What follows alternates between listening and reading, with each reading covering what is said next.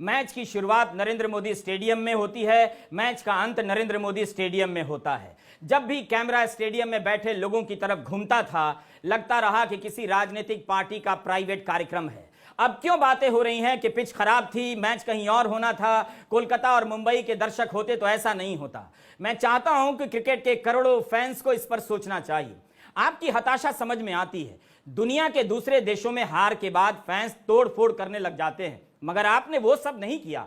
शांति से घर लौट गए, लेकिन शांत रहते हुए भी आपने वो कर दिया जिससे क्रिकेट को ठेस पहुंची है। इस पर आपको सोचना चाहिए, खुद के भीतर झांक कर देखना चाहिए कि इन लोगों ने आपको क्या बना दिया है और आपको क्या समझ रखा है। वही हाल बाजार का भी है। एक औसत परफ्यूम या डीओ बनाने वाली कंपनी अपने विज्ञापन में पाकिस्तान का मजाक उड़ा रही थी। परफ्यूम की समझ रखने वाले बेहतरीन लोग, बल्कि यही खिलाड़ी उस कंपनी का डीओ कभी ना लगाएं, मगर यह कंपनी पाकिस्तान का मजाक उड़ाते हुए अपने औसत उत्पाद को राष्ट्रवाद का सहारा लेकर श्रेष्ठ बताने में लगी थी। क्या राष्ट्रवाद का यही काम है कि उसके नाम पर गुटखा से लेकर औसत परफ्यूम बनाने वाली कंपनियां खुद को श्रेष्ठ साबित करती रहें?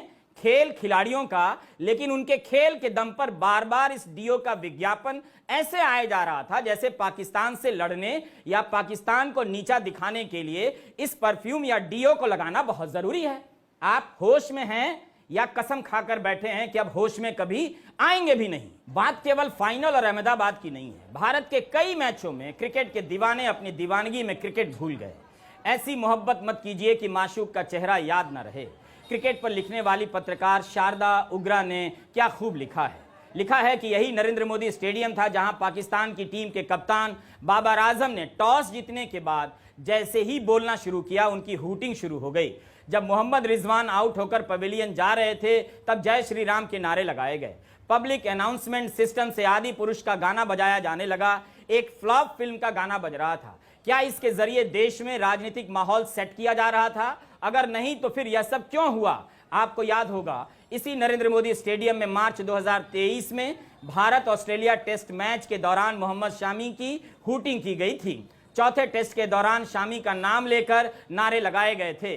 विश्व कप के पहले मैच से ही क्रिकेट कवर करने वाले कई पत्रकार लिख रहे थे कि उन्होंने भारत के दर्शकों द्वारा इस तरह का बर्ताव कभी नहीं देखा है। इसके बाद भी जब फाइनल यहां खेला गया तो फैंस ने अपने व्यवहार में कोई सुधार नहीं किया।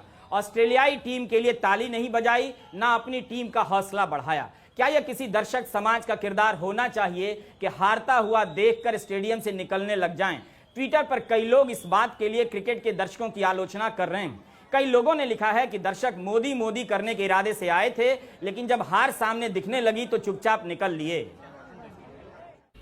पहली बार जब हमने किया है our first solo world cup, बहुत it was a very very bad organisational event and it projected a very bad image of itself. मुझे लगा कि या तो पहले तो फैंस का तो उनका कोई इंटरेस्ट ही नहीं है कि फैंस और जो बाहर से आएंगे फैंस उनको कैसा वर्ल्ड कप दिया जाए। उन्होंने करीब 100 दिन थे पहले मैच के लिए जब उन्होंने शेड्यूल अनाउंस किया। ये जो पहले जो वर्ल्ड कप्स होते हैं कहीं भी, या तो फीफा वर्ल्ड कप हो, ओलंपिक्स हो, जैसे भी होते हैं, उनका एक साल पहले वो शेड्यूल शेड्यूल अनाउंस होता है और टिकट बिके जाते हैं। उन्होंने कहा अच्छा अभी हमारा टिकट सेल पे जाएंगे। बीसीसीआई ने ऐसा बिल्कुल नहीं किया। उन्होंने कहा कि उन्होंने शायद सोचा कि आ जाएंगे हमारे फैन जितने आते हैं इंडिया मैचेस में तो आए थे, लेकिन जो दूसरे जो और इस अगर ऐसा होता है तो ऑर्गेनाइजर ये सोचते हैं कि चलिए जो जिन मैचेस में टिकट्स नहीं बिके हैं हम उनको जाके ज्यादा प्रमोट करें, टिकट बेचे। वो तो बिल्कुल ऐसे हुआ नहीं। बीसीसीआई को जैसे कुछ फर्क ही नहीं पड़ा कि दूसरी टीमें भी आ रही हैं, उनके भी फैंस आने चाहिए और ऐसा दिखना चाहिए कि वर्ल्ड कप है। मेरी एक दोस्त जो जर्नलिस्ट है वो कह रही थी कि ब्रॉडकास्टर जो टीवी के जो लोग हैं उन्हें इतना मुश्किल लग रहा था कि हम क्राउड के बीच में जाके दोनों देशों के फैन को ढूंढ के हम उनकी फुटेज टीवी पे लगाए। वो है ही नहीं दूसरे देशों के फैन, झंडे भी नहीं दिख रहे थे दूसरे देशों के। तो ऐसे लग रहा था कि आपने बस IPL India type of IPL कराया, कोई और टीमें हैं खेलने दीजिए उनको, हम तो फाइनल में पहुंच के हम जीत जाएंगे।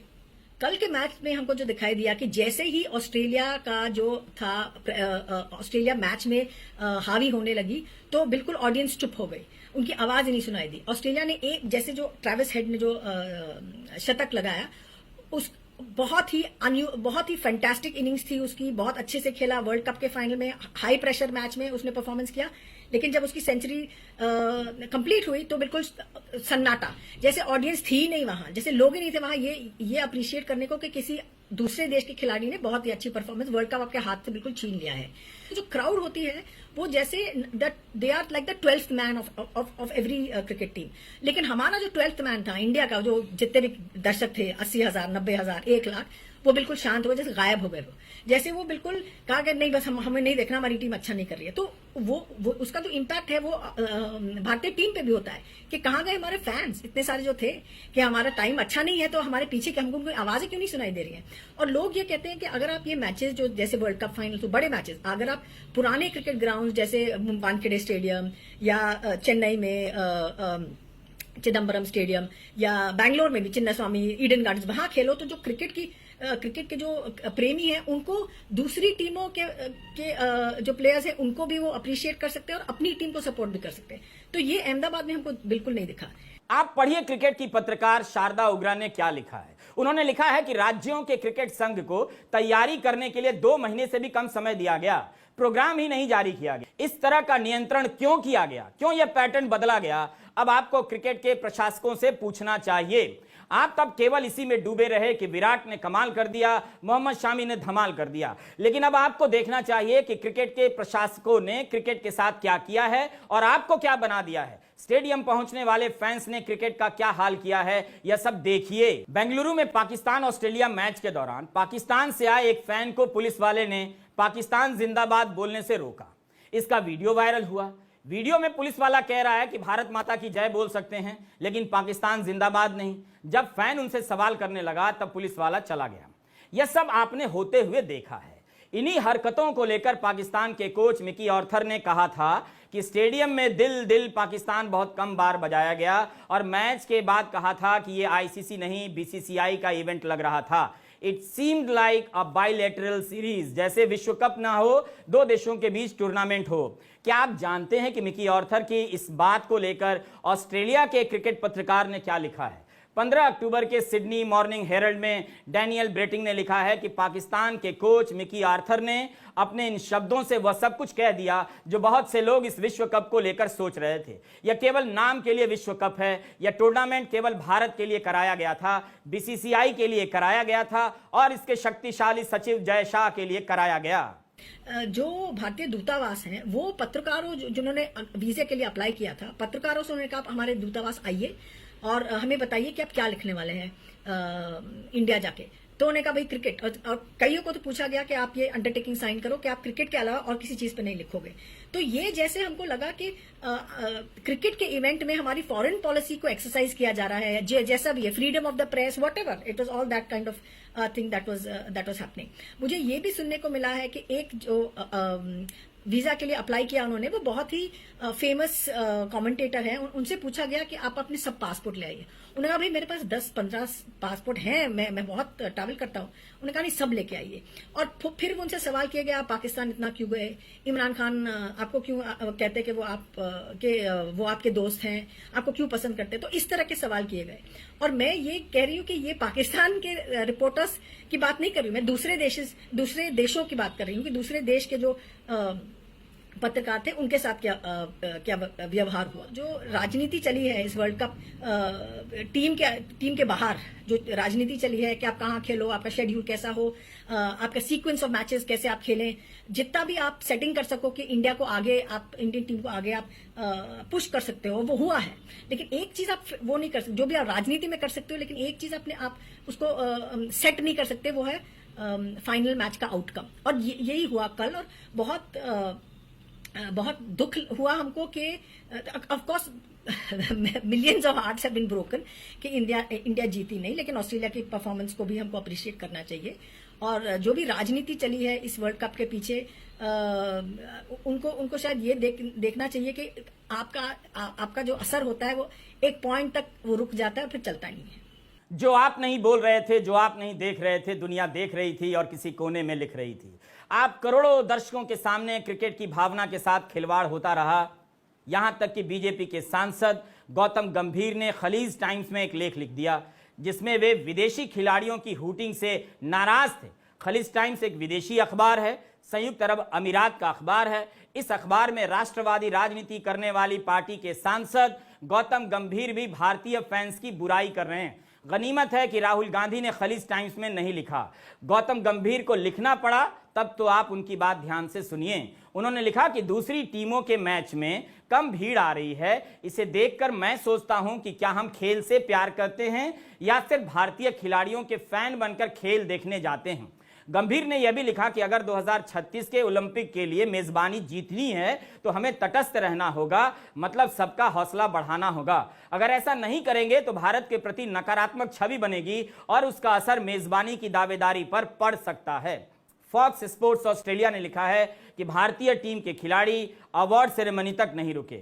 इस बात को भी ऑस्ट्रेलिया में नोट किया गया। ये भी खबरें हैं कि दोनों फील्ड अंपायर, टीवी अंपायर और फोर्थ अंपायर जब मंच पर आए तब बची हुई भीड़ ने उनकी हूटिंग की।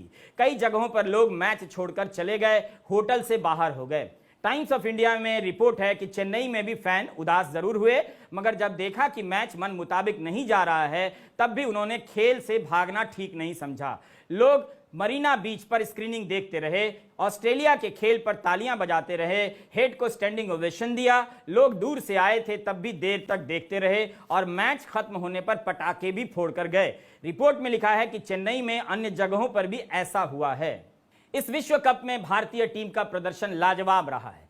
एक हार चुप तो रही है, मगर इस टीम ने हमें 10-10 जीत का आनंद दिया है। अच्छी बात है कि बहुत से दर्शक इस टीम के साथ आज भी हैं और कल भी रहेंगे। अहमदाबाद स्टेडियम में उदास और हताश खड़े इन फैंस में सभी को एक तराजू में आप नहीं तौल सकते। इनमें से जरूर केवल क्रिकेट के लिए आए होंगे और इनका दिल टूटा होगा, मगर ऐसा लगता है कि यहां बहुत से फैंस केवल क्रिकेट के इरादे से नहीं गए थे। पहले के मैचों के बारे में शारदा उग्रा लिखती हैं कि इस वर्ल्ड कप में दूसरी टीमों का समर्थन करने वाले फैन 1000 से ज्यादा नहीं नजर आए।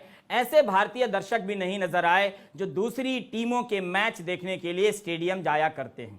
जिस टीम को इतिहास का सबसे बेहतरीन और दक्ष टीम बताया जा रहा था, वह केवल उसी दिन कमजोर नजर आई जिस दिन उसे धुरंधर नजर आना था। मगर उसके कमजोर पड़ते ही साफ साफ दिख गया कि यह टीम अपने घर में भी कितनी अकेली है। जैसे ही लगा कि मैच हाथ से निकल रहा है, लोगों ने टीम का हौसला बढ़ाना छोड़ दिया और स्टेडियम छोड़कर भागने लगे। ऑस्ट्रेलिया की टीम को अकेला तो छोड़ ही दिया था। आपको पता तो होगा ही कि ऑस्ट्रेलिया के कप्तान ने कोविड के समय पीएम केयर फंड में $50,000 दिए थे। जिस टीम का कप्तान आपके लिए इतना सोचता है, उसके लिए ताली तो बनती ही थी। फाइनल में शतक बनाने वाले ट्रेविस हेड के इंस्टा पर जाकर लोगों ने हिंदी में बेहुदा गालियां लिखी हैं। मैंने खुद पढ़कर चेक किया। बहुत से लोगों ने यह भी लिखा है कि हम भारत से हैं और आपको बधाई देते हैं। कुछ लोग माफी भी मांग रहे हैं कि जो आपको गाली दे रहे हैं उनकी तरफ से हम शर्मिंदा हैं। क्रिकेट को आज ऐसे ही दर्शक की जरूरत है जिसे अपनी गलती का एहसास हो और दूसरे की गलती का भी, जो गाली ना देता हो, जो जीतने वाले के लिए भी ताली बजाता हो। पैसे के दम पर नरेंद्र मोदी स्टेडियम में ऐसे फैंस पहुंचा दिए गए जिन्हें क्रिकेट से प्यार तो था, मगर इस प्यार में वे क्रिकेट ही भूल गए। शारदा उग्रा ने लिखा है कि टिकटों की सेल की घोषणा सोशल मीडिया पर कभी भी हो जाती है। बुक माई शो पर सेल खत्म होने के बाद व्हाट्सएप ग्रुप्स में 10 गुना कीमत पर लोगों को टिकटें ऑफर की गई हैं। ऐसी बातें सामने आई हैं। यह केवल शारदा उग्रा नहीं लिख रही, बल्कि मैच के बाद की प्रतिक्रिया में कई लोग कह रहे हैं कि बीसीसीआई ने बुक माई शो को टिकट बेचने का काम देकर गलत किया। उन्होंने 2000 का टिकट 60,000 में खरीदा है, 10,000 का टिकट 2 लाख में ब्लैक में खरीदा है। ट्विटर पर वाया गोगो नाम की एक कंपनी के स्क्रीनशॉट डाल रहे थे जो कथित तौर पर लाखों में मैच के टिकट बेच रही थी और टैक्स भी मांग रही थी। द वायर ने अपनी एक रिपोर्ट में बताया है कि यह कंपनी भारत में पंजीकृत नहीं है, इसका जीएसटी भी नहीं है, फिर टैक्स कैसे मांग रही है? लाखों के ये टिकट कौन खरीद रहा था, कौन बेच रहा था? इन दावों की क्या सत्यता है? लोग कह रहे हैं कि भारत पाकिस्तान के मैच में भी एक टिकट 50,000 का मिल रहा था। अहमदाबाद मिरर में कुलदीप तिवारी की खबर है कि एनआरआई लोग होटल के बढ़े हुए किराए के चलते भारत पाकिस्तान मैच के लिए अस्पतालों में कमरे बुक कर रहे हैं, साथ में फुल बॉडी चेकअप भी करवा रहे हैं। इन कमरों में ब्रेकफास्ट से लेकर डिनर तक का इंतजाम है। पैसे का यह प्रदर्शन बता रहा है कि हम कितना कुछ भूलते जा रहे हैं। गजा में अस्पताल पर बम गिर रहे हैं, डॉक्टर मारे जा रहे हैं और यहां भारत के आवारा अमीर लोग अस्पताल का कमरा बुक कराकर क्रिकेट देखने जा रहे हैं। इसी समय इसी धरती पर 2 अस्पताल हैं, एक पर बम गिर रहा है और एक में मैच देखने के लिए लोग ठहरे हैं। इस संस्कृति से हमने सोच कैसे लिया कि क्रिकेट के लिए जेंटलमैन माहौल बन जाएगा। ट्विटर पर इस तरह की अपुष्ट जानकारियां चल रही हैं कि शहर के 5 सितारा होटलों के एक कमरे का एक दिन का किराया 1 लाख से लेकर 2 लाख तक हो गया था। 100 गुना अधिक कीमत देकर लोग मैच देखने गए। ये कौन लोग थे जो 2 लाख का कमरा लेकर मैच देखने गए? ये लोग अपने सहायकों को 500 रुपया अतिरिक्त ना दें, मगर इस गरीब देश में 2-2 लाख रुपए के कमरे में ठहर कर मैच देखने जा रहे थे। पैसा सबको चाहिए, सबको मिलना चाहिए, लेकिन पैसे के दम पर क्रिकेट की भावना को लात मारना ठीक नहीं। इसलिए कहता हूं कि केवल अहमदाबाद के दर्शकों पर सवाल उठाना ठीक नहीं। भारत के पैसे वाले तबके का भी क्लास आज पता चल गया। पैसा तो उनके पास है, क्लास नहीं खरीद पाए। क्या प्रॉब्लम है इन सबको? कोई प्रॉब्लम नहीं है। वर्ल्ड कप देखने आए थे, होटल में जगह नहीं मिली तो चेकअप के बहाने यहाँ रात गुजार रहे हैं।